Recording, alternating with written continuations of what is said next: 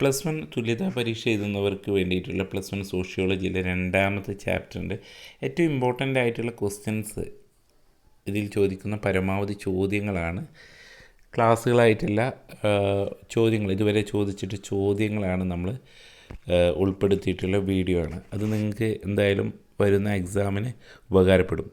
രണ്ടാമത്തെ ചാപ്റ്റർ നിങ്ങളുടെ മെറ്റീരിയലിലെ terms, concept and their usage in sociology എന്നാണ്. പദങ്ങളും സങ്കല്പങ്ങളും അവയുടെ ഉപയോഗവും സമൂഹശാസ്ത്രത്തിൽ എന്നുള്ളതാണ്.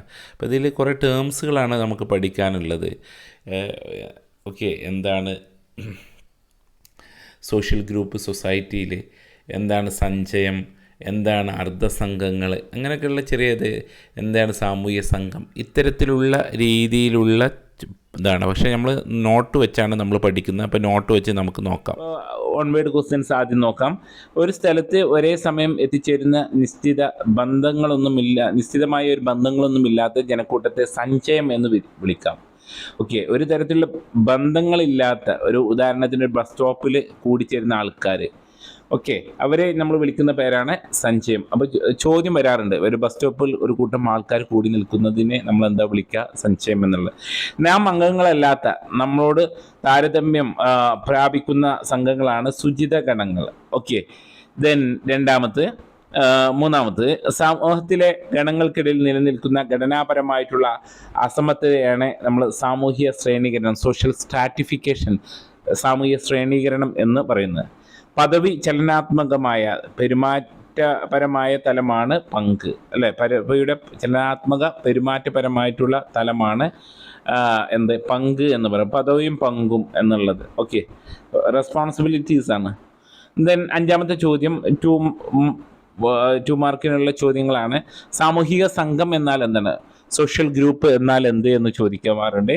ഒരു നിശ്ചിത സമൂഹത്തിനകത്തെ പൊതു താല്പര്യവും സംസ്കാരവും മൂല്യങ്ങളും വഴക്കങ്ങളും പങ്കുവെക്കുന്ന, തുടർച്ചയായി പരസ്പര പ്രവർത്തനം നടത്തിക്കൊണ്ടിരിക്കുന്ന വ്യക്തികളുടെ കൂട്ടായ്മയാണ് നമ്മൾ സാമൂഹിക സംഘങ്ങൾ എന്ന് പറയുന്നത്. നേരത്തെ പറഞ്ഞ സഞ്ചയം എന്നാൽ എന്ത് എന്ന് ചോദിക്കാറുണ്ട്. ഓക്കെ, ഒരു സ്ഥലത്ത് ഒരേ സമയത്ത് എത്തിച്ചേരുന്ന ജനക്കൂട്ടത്തെയാണ് നമ്മൾ സഞ്ചയം എന്ന് പറയുന്നത്. ഓക്കെ, ഉദാഹരണം റെയിൽവേ സ്റ്റേഷൻ, വിമാനത്താവളം, ബസ് സ്റ്റോപ്പ് എന്നിവിടങ്ങളിലെ യാത്രക്കാർ. അവർ തമ്മിൽ നേരത്തെ പറഞ്ഞ ഈ ഗ്രൂപ്പ് എന്നുള്ള രീതിയിൽ അവർക്ക് യാതൊരു ബന്ധമുണ്ട്, പരസ്പര പ്രവർത്തനം ഉണ്ടാവില്ല, പൊതുവായ താല്പര്യം അങ്ങനെ ഒന്നും ഉണ്ടാവില്ല. അർദ്ധസംഘങ്ങൾ എന്നാൽ എന്താണ്? സഞ്ചയങ്ങളെ, അതായത് കോഷി ഗ്രൂപ്പ് എന്ന് പറയാറുണ്ട്. കോഷി ഗ്രൂപ്പ് സഞ്ചയങ്ങളെ അർദ്ധസംഘങ്ങൾ എന്ന് വിളിക്കാറുണ്ട്. ഒരു അർദ്ധസംഘത്തിന് ഘടനയോ സംഘടനയോ ഇല്ല. ഇതിലെ അംഗങ്ങൾ ഒന്നിച്ചു ചേരുന്നതിനെ കുറിച്ച് അജ്ഞതരായിരിക്കും. അവിടെ ഒരു ബസ് സ്റ്റോപ്പിൽ കൂടി ചേർന്നിട്ടുള്ള ജനങ്ങളെ അവർ എവിടേക്കാണ് പോകുന്നത് തമ്മിൽ അവിടെയുള്ള ജനങ്ങൾക്കിടയിൽ തന്നെ ഒരു എന്തുണ്ടാവില്ല, അറിവുണ്ടാവില്ല. അവരെല്ലാവരും അവരുടേതായിട്ടുള്ള ആവശ്യങ്ങൾക്കാണ് പോയിക്കൊണ്ടിരിക്കുന്നത്. സാമൂഹ്യ സംഘത്തിൻ്റെ സവിശേഷതകൾ എന്തെല്ലാം എന്ന് ചോദ്യം വരാറുണ്ട്. 3 മാർക്കിനും 4 മാർക്കിനൊക്കെ ചോദ്യം വരാറുണ്ട്. അപ്പോൾ സാമൂഹ്യ സംഘങ്ങളുടെ പ്രത്യേകതയിൽ ഒന്നാമത് പറയുന്നത് നിരന്തരമായിട്ട് പരസ്പര പ്രവർത്തനം ഉള്ളതായിരിക്കും. ഒരു സുസ്ഥിര മാതൃക, പരസ്പര പ്രവർത്തനത്തിൻ്റെ സുസ്ഥിര മാതൃക ഉണ്ടായിരിക്കും. നമ്മളൊന്ന് എന്നുള്ള സംഘബോധം, അല്ലേ? ഒരു ക്ലബ്ബ്, ഒരു കൂട്ടായ്മയൊക്കെ ആണെങ്കിൽ നമ്മളൊന്ന് എന്നുള്ള ഓരോ വ്യക്തിയുടെയും സംഘത്തെക്കുറിച്ച് അതിൻ്റെ നിയമങ്ങൾ, ആചാരങ്ങൾ, ചിഹ്നങ്ങളെ അറിവുള്ളവനായിരിക്കും. പൊതു താല്പര്യം ഉണ്ടായിരിക്കും, പൊതു മാനദണ്ഡങ്ങൾ, മൂല്യങ്ങൾ ഉണ്ടായിരിക്കും. ഒരു നിശ്ചിതപരമായിട്ടുള്ള ഘടനയുണ്ടായിരിക്കും എന്നുള്ള. ഇനി സംഘങ്ങളെ നമുക്ക് വർഗീകരിക്കാം. പ്രാഥമിക സംഘങ്ങൾ, ദ്വിതീയ സംഘങ്ങൾ എന്നുള്ള രീതിയിൽ നമുക്ക് വർഗീകരിക്കാം. എന്താണ് പ്രാഥമിക സംഘങ്ങൾ എന്ന് നോക്കിയാൽ, ഉറ്റവരും മുഖാമുഖം, ഫേസ് ടു ഫേസ് ബന്ധമുള്ളതിനെയാണ് നമ്മൾ പ്രൈമറി ഗ്രൂപ്പ് എന്ന്, അല്ലെങ്കിൽ പ്രൈമറി സംഘങ്ങൾ എന്ന് അറിയപ്പെടുന്നത്. ഉറ്റവർ, ഇപ്പോൾ കുടുംബം ഒരു ഉദാഹരണമാണ്.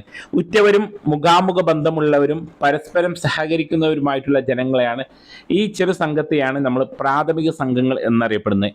എന്നാൽ ദ്വിതീയ സംഘങ്ങൾ, സെക്കൻഡറി ഗ്രൂപ്പ് എന്ന് പറഞ്ഞാൽ ഔപചാരിക, വ്യക്തിപരമല്ലാത്ത ബന്ധങ്ങൾ നിലനിൽക്കുന്നവയാണ് നമ്മൾ ദ്വിതീയ സംഘങ്ങൾ.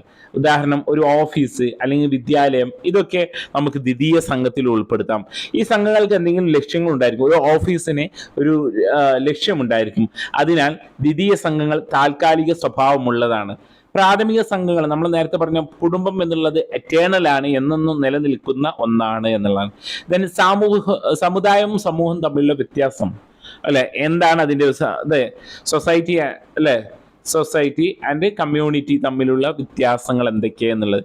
ഒരു നിശ്ചിത ദേശത്ത് പൊതുവായ താല്പര്യങ്ങളോട് പ്രവർത്തിക്കുന്നതും അല്ലെ വ്യക്തിയുടെ സാമൂഹ്യ സംഘത്തെയാണ് നമ്മൾ സമുദായം എന്ന് പറയുന്നത്. സാമൂഹ്യ സംഘത്തെ മനുഷ്യർ തമ്മിലുള്ള ഇടപെടലുകളും സൃഷ്ടിക്കപ്പെടുന്ന ബന്ധങ്ങളുടെ ശൃംഖലയാണ് സമൂഹം എന്നത്. മനുഷ്യരുടെ കൂട്ടായ്മയാണ് സമൂഹം. സമൂഹങ്ങൾ സാമൂഹിക സംഘങ്ങളുടെ കൂട്ടായ്മയാണ് സമുദായം എന്ന് പറഞ്ഞാൽ. ഇനി സ്വഗണങ്ങളും അതുപോലെ തന്നെ അന്യഗണങ്ങളും. സ്വഗണം അല്ലെ, നമ്മുടെ ഗണം അല്ലെ വി ഗ്രൂപ്പ്, അതാണ് സ്വഗണം. നമ്മുടെ അല്ലെങ്കിൽ നമ്മൾ എന്നുള്ള വികാരമാണ് സ്വഗണത്തില്. ഓക്കെ, നമ്മുടെ വിദ്യാലയത്തിലുള്ള അല്ലെ, നമ്മുടെ കുടുംബം, നമ്മുടെ ജാതി, നമ്മുടെ ലിംഗം, ഇങ്ങനെ പറയുന്നതിനാണ് നമ്മൾ സ്വഗണം, സ്വന്തം ഗണത്തിൽപ്പെട്ടത് എന്നാണ്. അന്യഗണം എന്ന് പറഞ്ഞാൽ സ്വഗണത്തിൽ അല്ലാത്ത, നമ്മുടെ സ്കൂൾ അല്ലാത്ത മറ്റു സ്കൂള് എന്ന് പറയുന്നത് പോലെ. ഓക്കെ, നമ്മുടെ ജാതി അല്ലാത്ത അന്യജാതി, ഇതിനെയാണ് നമ്മൾ എന്ത് പറയുന്നത്, അന്യഗണം എന്ന് പറയുന്നത് അല്ലെ. കുടിയേറ്റക്കാർ, ഇപ്പൊ കേരളത്തിലുള്ള കേരളീയര്, ബംഗാളികൾ എന്ന് പറയുന്നത് പോലെ തന്നെ. ഓക്കെ, എന്താണ് സുചിത ഗണം എന്നാൽ എന്താണ് എന്ന് ചോദിക്കാറ്. എന്താണ് സുചിത കഥ? ഈ മലയാളത്തിലുള്ള ക്വസ്റ്റ്യൻ പേപ്പറിൽ മലയാളത്തിൽ ഉണ്ടാവും, അതുകൊണ്ട് തന്നെ സുചിത ഗണം എന്നൊക്കെ എന്താണ് എന്നുള്ളത് മലയാളത്തിൽ തന്നെ നിങ്ങൾക്ക് നോക്കാൻ പറ്റും. അംഗങ്ങളല്ലാത്ത നമ്മൾ എന്നാൽ അനുകരിക്കാൻ ആഗ്രഹിക്കുന്ന സംഘമാണ് സുചിത ഗണം. അതായത് നമ്മളിപ്പോ ഒരു സിനിമാ താരത്തിന്റെ ജീവിത രീതി അനുകരിക്കുന്നത്, ആ ഗണത്തെ അനുകരിക്കുന്നതിനെയാണ് നമ്മൾ എന്താ സുചിത ഗണം എന്ന് അറിയപ്പെടുന്നത്. then സമപ്രായക്കാരുടെ ഗണം, അത് നമുക്കറിയുന്നതാണ്. സമപ്രായക്കാരുള്ള വ്യക്തികൾക്കിടയിലോ പൊതുവായ പ്രൊഫഷണൽ വിഭാഗങ്ങൾക്കിടയിലോ രൂപം കൊള്ളുന്നതാണ് ഈ കൂട്ടം. തുല്യരുടെ ഗണം എന്നും ഇതിനെ വിളിക്കാറുണ്ട്. ഒരു ക്ലാസ്സിലെ വിദ്യാർത്ഥികൾ ഒരേ തൊഴിൽ ചെയ്യുന്നവരുടെ നമ്മളൊരു കൂട്ടായ്മയൊക്കെ ഉണ്ടാക്കാറുണ്ടല്ലോ, ഇതിനെയാണ് നമ്മൾ സമപ്രായക്കാരുടെ അല്ലെങ്കിൽ തുല്യരുടെ ഗണം എന്ന് അറിയുന്നത്. then social stratification, what is social stratification എന്ന് നമ്മൾ നോക്കാറുണ്ട്.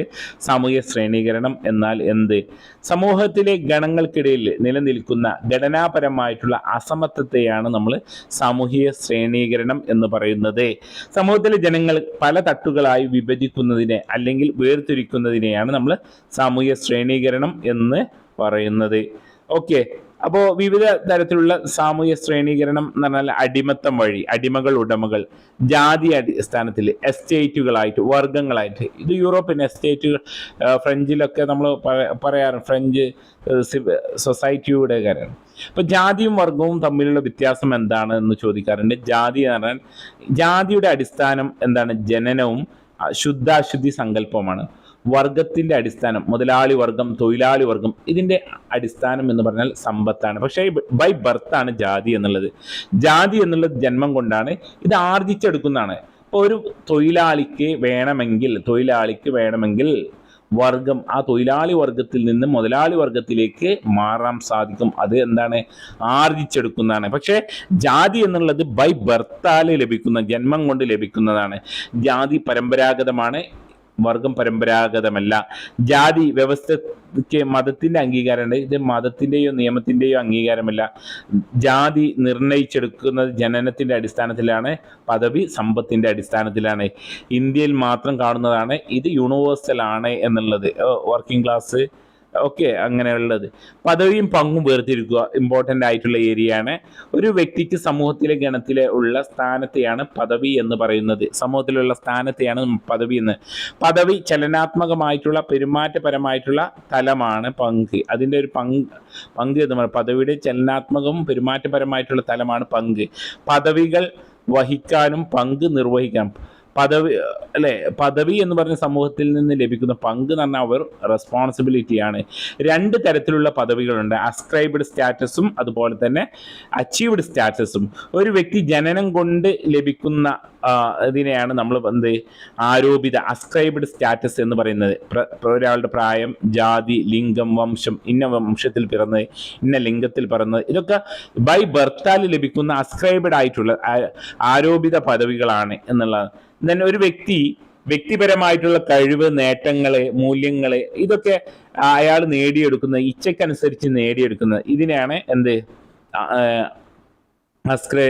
അച്ചീവ്ഡ് ആർജിത പദവി എന്ന് പറയുന്നത്, ഉദാഹരണത്തിന് വിദ്യാഭ്യാസപരമായിട്ടുള്ള അദ്ദേഹം നേടുന്ന പദവികൾ, തൊഴിൽപരമായിട്ടുള്ള പദവികൾ എന്നുള്ള.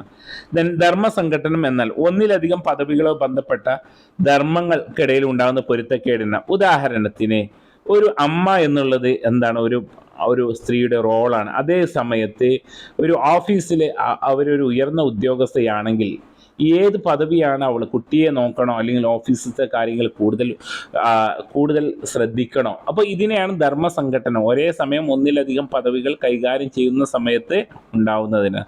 ധർമ്മസ്ഥിരത എന്ന് പറഞ്ഞാൽ സമൂഹത്തിലെ ചില അംഗങ്ങൾക്ക് ചില സവിശേഷ ധർമ്മം രൂപപ്പെടുന്ന പ്രക്രിയയാണ്. ഉദാഹരണം, പുരുഷന്മാരുടെ ധർമ്മം എന്ന് പറഞ്ഞാൽ കുടുംബം പോറ്റലും, സ്ത്രീകളുടെ ധർമ്മം എന്ന് പറഞ്ഞാൽ വീട്ടുജോലിയും സമൂഹം നിർണ്ണയിക്കുന്നതാണ്. ഇതാണ് ധർമ്മസ്ഥിരത എന്ന് പറയുന്നത്. ധർമ്മ നിയന്ത്രണം എന്ന് പറഞ്ഞാൽ നിയന്ത്രിക്കാനാകാത്ത അംഗങ്ങൾ ശരിയായ മാർഗത്തിലേക്ക് കൊണ്ടുവരുന്ന സാമൂഹികമായി ഉപയോഗിക്കുന്ന ധർമ്മമാണ്. ഓക്കെ, അത് അത്ര ഇമ്പോർട്ടൻ്റ് ആയിട്ടൊന്നുമില്ല. 22ാമത് സാമൂഹ്യ നിയന്ത്രണത്തിൻ്റെ ഏജൻസികൾ ഏതൊക്കെയാണെന്നുള്ളത് 2 തരത്തിലുള്ളതുണ്ട്. ഔപചാരിക ഉണ്ട്. ഔപചാരികം എന്ന് പറഞ്ഞാൽ നമ്മളെ പോലീസ് നിയമങ്ങളൊക്കെയാണ് ഔപചാരിക, ഒഫീഷ്യലായിട്ടുള്ള റെസ്ട്രിക്ഷൻസ് കൊണ്ടുവരുന്നത്. ഓക്കെ, അനൗപചാരികം എന്ന് പറഞ്ഞാൽ വ്യക്തിപരമായിട്ട് ഒരു വ്യക്തിക്ക് സമൂഹത്തിലെ അല്ലെങ്കിൽ കുടുംബം, ഇതൊക്കെ അനൗപചാരിക നിയന്ത്രണമാണ്. ഇതൊക്കെയാണ് ഈ പാഠത്തിൽ പ്രധാനമായിട്ടും പഠിക്കാനുള്ളത്. Thank you.